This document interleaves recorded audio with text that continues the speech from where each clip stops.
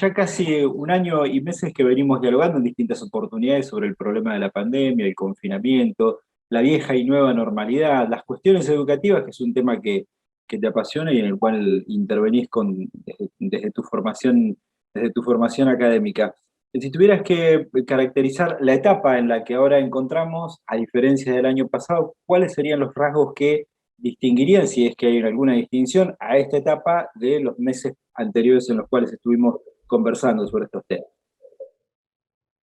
Bueno, en primer lugar, hay una preocupación a escala global acerca de cómo estamos tratando de entender el funcionamiento de esta pandemia, que no solamente en el plano de lo biológico, que ya nos desarmó prácticamente a sociedades a escala global, sino cómo esta pandemia está afectando directamente al núcleo del capitalismo internacional.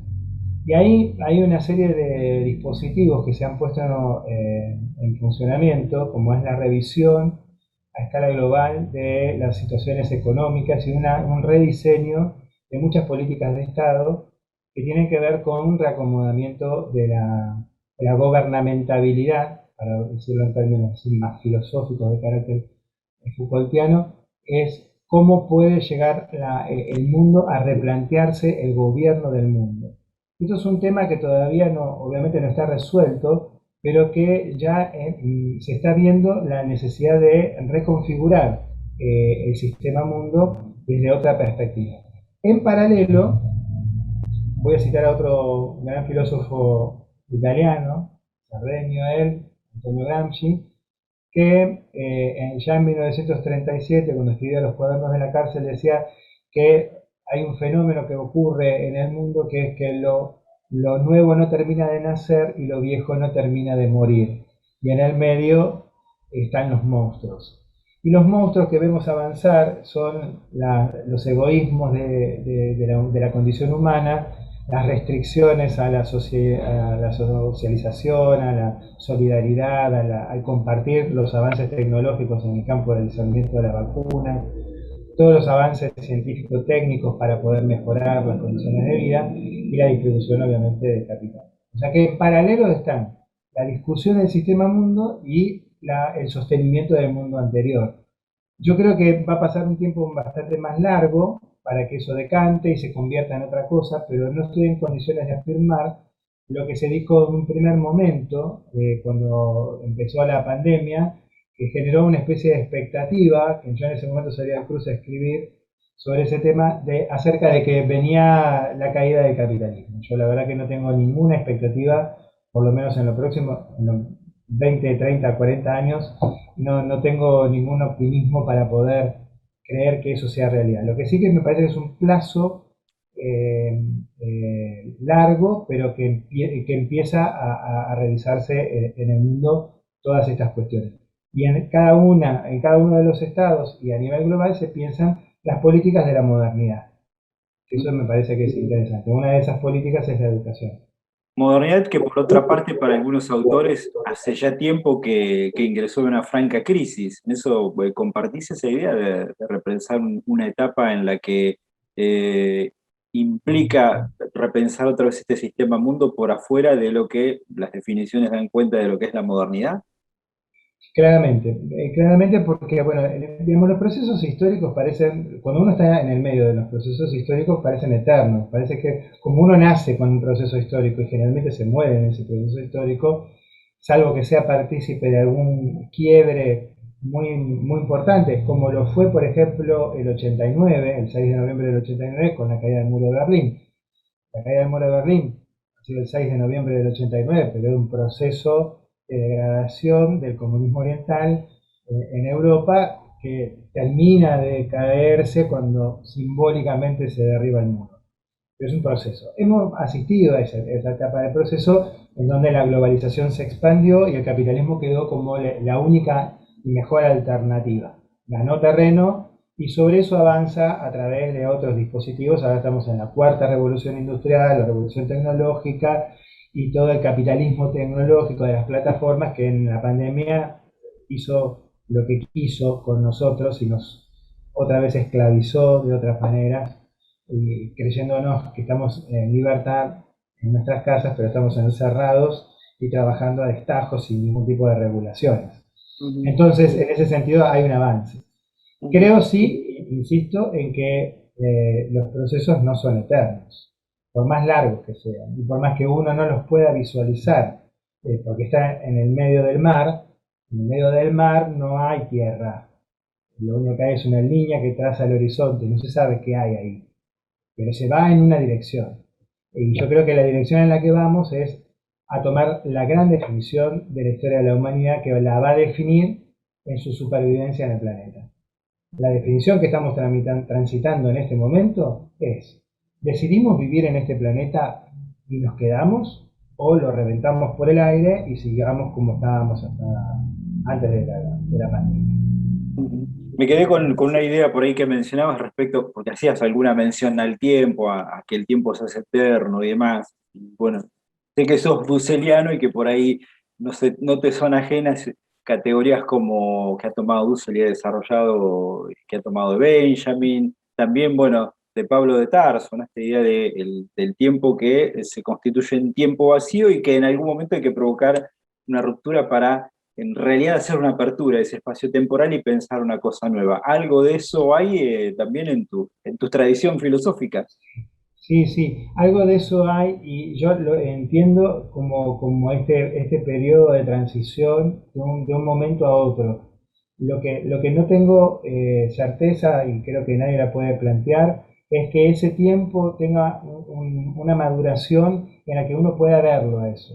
Ujú, Pero yo creo que lo que se pueden ver son los signos de degradación y la insistencia en ese tiempo que será medianamente largo para poder cambiar el sistema mundo.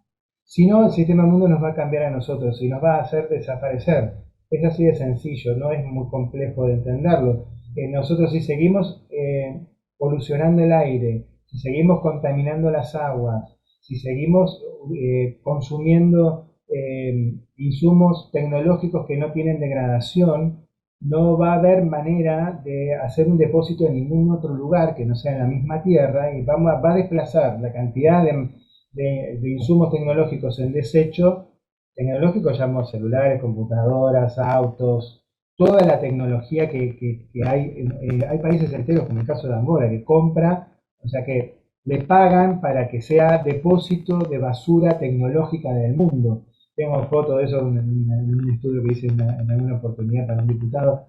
La verdad que es estremecedor ver a un montón de gente en un mar inmenso, mar todo ocupado por computadoras viejas, ¿no? En ese sistema mundo vamos camino a la muerte. Entonces hay como un pequeño retorno a las filosofías de los pueblos originarios, al sumak causai, a reencauzar la vida ordenada con la naturaleza. Y si nosotros no logramos eso en este proceso tan crítico al que el capitalismo nos empujó con la pandemia, que vendrán pandemias intermitentes, que van a venir dentro de no se sabe cuánto, pero van a ser un poco así porque hay descontrol y hay mucha ambición. Es decir, eso no nos cambia el modo de ser y la condición humana permanece en el mismo lugar y lo más probable es que la humanidad no exista más. ¿En Que eso no hay qué, mucha alternativa. en eso qué papel le toca a la educación, que sé que es tu campo de acción y que además es un escenario en disputa donde estas cuestiones, ¿no? Estas contradicciones por distintos modelos o distintas perspectivas está como latente y también se manifiesta, y más en este contexto de pandemia? En sentido amplio, la educación cumple el papel gravitante de este proceso. Y digo en sentido amplio porque no es entendido exclusivamente como de la dimensión sistemática de la educación que es la escolaridad. La escuela obviamente tiene un lugar central, pero la educación tiene un lugar determinado. Y en eso entra también la política a tallar, porque la política también es pedagogía. La política también enseña con sus actos, con sus reflexiones, con sus decisiones políticas, con sus comunicados, con sus leyes, con sus resoluciones, con sus disposiciones.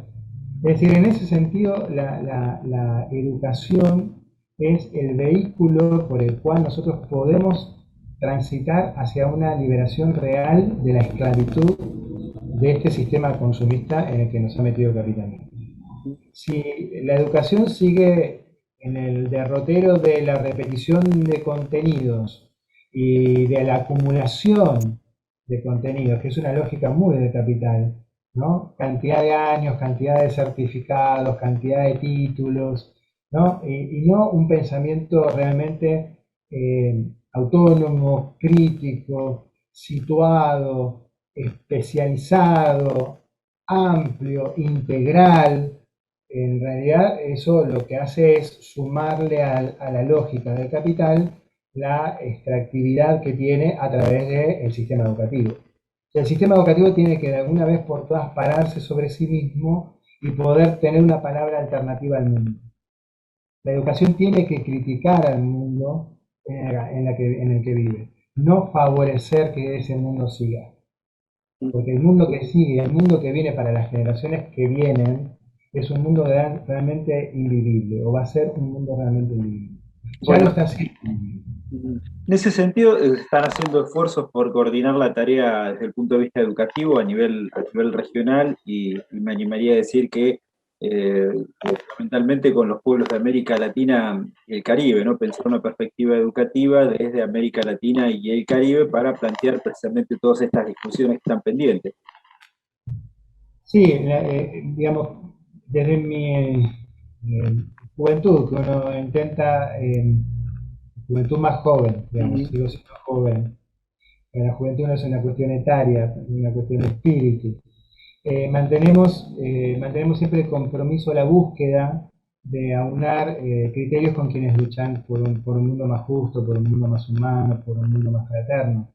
Y el camino me ha ido llevando por distintos senderos a puntos en común con otros compañeros que también están en la misma lucha.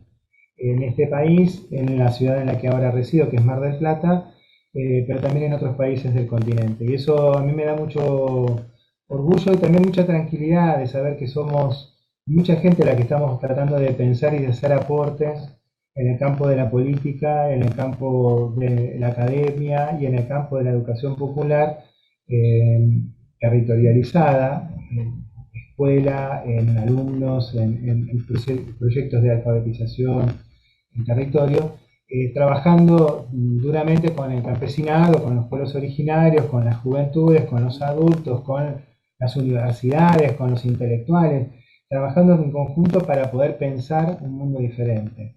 Vuelvo a insistir en que el tema de la educación en sentido amplio tiene un lugar gravitante dentro de la definición del nuevo sistema mundo en el que vamos a querer vivir. Si la educación no se plantea a sí misma proponer un mundo alternativo mejor al que estamos caminando, vamos a ir camino a ser corresponsables de ese mundo que le vamos a legar a nuestros hijos. Y yo la verdad que no quiero eso, ni para mí ni para mis futuras generaciones. Entonces hago el esfuerzo desde mi pequeñez y desde mi humilde aporte a los espacios donde pueda llegar a hacer algo para contribuir, para construir un mundo mejor. Bueno, en ese sentido parece que en América Latina, al menos la experiencia reciente, está dando cuenta de que esos periodos eh, tienden a cortarse. A decir por la propia experiencia argentina, que venimos de un largo proceso que se interrumpió en 2019, se ha recuperado con sus dificultades y sus limitaciones, pero estoy pensando en Chile, estoy pensando en Perú, estoy pensando en la situación en Colombia, estoy pensando en las elecciones recientes en México y también la situación en Brasil, ¿no? Al igual que en Ecuador. Digo, hay pareciera como coyunturas más breves en las que el neoliberalismo, el capitalismo o políticas de ese tipo tienden a instaurarse nuevamente. Tenemos periodos más breves de avance y de retroceso. ¿Cómo estás viendo el contexto? Bueno, habría que sumar a esos países que mencionaste el reciente electorado de Pedro Castillo en Perú y la revolución de Colombia, ¿no? Que muy interesante también el proceso colombiano porque es un proceso que, como el de Chile, viene de abajo hacia arriba. Es un proceso muy parecido también al de Bolivia en el momento de Evo y la recomposición de la lucha reciente después de la deposición de Inés. Pero la verdad es que sí, el continente latinoamericano en particular tiene procesos dialécticos en la historia. Hay más continuidades en el norte que en el sur. Digamos, en el norte me refiero a Estados México. Unidos, Canadá, Europa, que en el sur. Pero esas estabilidades se deben a las grandes extracciones que han hecho del sur. Viven más estables y viven más tranquilos porque nos han quitado todo lo que nos daría a nosotros estabilidad y tranquilidad. Pero también de todo eso y de los procesos dialécticos de a veces avances y retrocesos, sí se está viendo un resurgir distinto al esquema del post-neoliberalismo, del lenguaje de Emil Sader, eh, sería del 98, 1998-2015, desde Chávez a Néstor Kirchner con Lula, Lugo, Bachelet, ¿no? Evo Morales, Correa en Ecuador. Ese proceso que estamos viendo ahora en América Latina no es parecido a ese anterior. Es otro proceso muy distinto, mucho más atravesado por el combate fuerte contra el capitalismo, cuerpo a cuerpo, lo que vemos en Colombia, por ejemplo, lo que hemos visto en la represión en Chile. Son procesos mucho más violentos, más violentos, Sí. Y que además tiene sí, como protagonistas los jóvenes. y tiene como protagonismo la juventud, claramente. Nicaragua y El Salvador pasan por el mismo proceso, lo que pasa es que como están en Centroamérica, son países muy chiquititos, parecen perder peso específico, pero realmente también Nicaragua y El Salvador están atravesando por un momento de mucha insurgencia y de mucho debate y discusión política en la sociedad, retomando algunas banderas de procesos anteriores, renovándolas con las dificultades del caso, porque bueno, la gota, digamos, de Estados Unidos es muy pesada, ¿no? Me quiero llevar de la entrevista algunas categorías que propongas vos para que la gente pueda repensar, como que como conceptos a seguirlos como líneas de acción. Vos, bueno, mencionabas algunas en la apertura de la entrevista, hablas de la igualdad, la solidaridad, hablabas de la vuelta a recuperar determinada perspectiva propias de los pueblos originarios y demás. ¿Qué nos tendríamos que llevar de esta entrevista? Yo creo que esos son las categorías o los conceptos más relevantes porque hay que insistir mucho, no hay que ir creando permanentemente, ¿no? Ujú, Porque si no, la novedad es como lo que plantea también el capitalismo, hay que estar todo el tiempo con una nueva novedad, ¿no? Ya Heidegger decía en su momento la avidez de novedades saca al sujeto de su propia entidad, digamos, ¿no? Entonces, la verdad que hay conceptos que son muy claves y hay que definirse por ponerlos en práctica. ujú. Y el tema de la justicia social y la independencia económica y la soberanía política, y yo voy a animar a decir algo que no es muy común en el campo de la política de la educación, que es la soberanía espiritual. Ujú. Quiero que me des un minutito para Sí, explicarlo, porque claro. la espiritualidad está como cooptada por el discurso religioso, como si fuera eso la única manera de entender la vida espiritual de un ser humano. La vida espiritual de un ser humano está compuesta por su misma mismidad. El ser humano es un ser espiritual, no importa a qué religión obedezca, incluso cuando a sí mismo se pronuncia ateo. La espiritualidad es la condición sine qua non, el ser humano es tal. No puede no ser espiritual el ser humano, si no sería animal, que podría articular un par de palabras. Y la espiritualidad tiene que ver con estos valores, con el tema de la justicia, con el tema de la solidaridad, con el tema de acompañar al otro, de tener presente a un otro que me interpela. Y el concepto de interpelación es interesantísimo porque es el otro en tanto otro que me constituye a mí y me hace ser. Y soy gracias a ese otro. Esto la pandemia lo ha puesto en el primer plano, porque como nos ha metido dentro de nuestras casas y mucha gente que vive sola, la única mismidad es él, digamos, no hay otra interlocución porque no se puede salir, entonces nos ha puesto en crisis en eso también. Yo creo que hay que recomponer esa soberanía espiritual, sentirnos realmente capaces de interpretarnos en el mundo en el que vivimos de una manera espiritual. Algo de el proceso de secularización del traspaso del pensamiento de la religión a la política también nos vendría bien. Yo creo que el tema de la secularización es una doble vía, digamos, una vía positiva porque eso de alguna manera nos pone en una independencia, en el camino de la independencia religiosa institucional. Entonces el secularismo nos plantea, es decir, un aislarnos de esa dimensión tan arraigada de que una institución gobierna espiritualmente el camino de la vida de la humanidad. Y por otro lado, el secularismo lo que nos plantea es meternos en el século, en el siglo. Y meternos en el siglo XX y XXI, es meternos en el eje del capitalismo. Y eso es un riesgo para mí. Por eso insisto mucho en el tema de la espiritualidad, porque el ser humano tiene que recuperarse a sí mismo. Se tiene que recuperar en un ser que tiene un tiempo para pensar, un tiempo para meditar, para encontrarse consigo mismo, para encontrarse con el otro, para encontrarse con aquella superioridad a la que estime superior, aun cuando sea algo que no comparta con las instituciones religiosas, ¿no entiendes? Pero esa dimensión es inagotable en el ser humano, no puede ser marginal. Y el capitalismo constantemente nos corre de eso, porque cuando el ser humano se encuentra consigo mismo, se para sobre sí. Y es como que se hace hombre. Mientras tanto andamos como los homínidos, ¿no? Los brazos largos y las frentes tiradas hacia el suelo, semi-erguidos, pero no erguidos. Entonces el camino de la espiritualización del ser humano es un camino de erguización, se para sobre sí. Y cuando el ser humano se para sobre sí, planta su propia bandera y dice, hasta acá llegamos. Y el mundo tiene que decirlo, porque si no, vamos camino a la desaparición.